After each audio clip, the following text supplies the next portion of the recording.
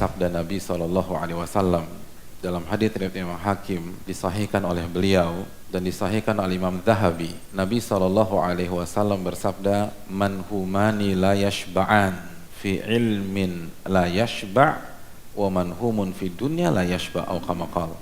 Ada dua kelompok yang selalu tamak dan gak pernah merasa kenyang. Penuntut ilmu, dia gak pernah kenyang. Dan penuntut dunia pun gak pernah kenyang. Hadis ini adalah wahyu. Hadis ini adalah mukjizat yang selanjutnya dibenarkan oleh para ulama kita. Kalau antum ingin menjadi penuntut ilmu sejati, bukan hanya pengembira. Sifat ini yang harus kita miliki. Gak pernah kenyang, selalu haus, dan haus. Itu yang pertama. Yang kedua, Nabi menyamakan dengan ahli dunia.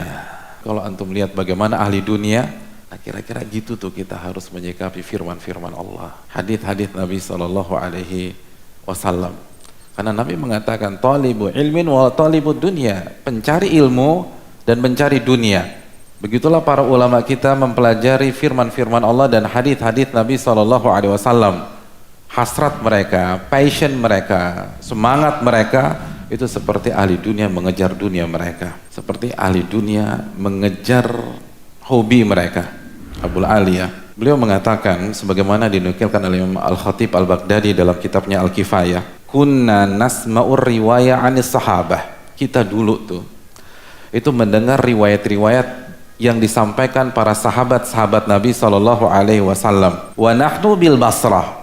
Dan pada saat kita dengar, kita ada di Basrah, kita ada di Irak. Apa kata Abu Aliyah?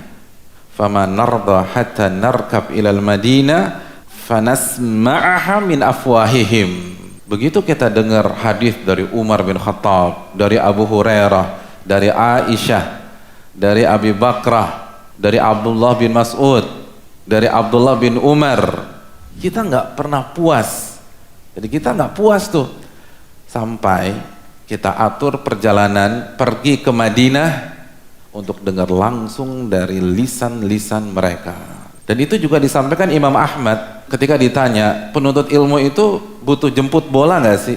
Butuh safar, butuh rihlah. Para ulama kita Irak ke Madinah. Padahal udah denger, beda kalau hadisnya nggak didengar ya. An Abi Hurairah, dari Abu Hurairah. Mereka dengar, ini hadis Abu Hurairah. Enggak, kita nggak puas. Kita berangkat ke Madinah, dengar langsung dari mereka.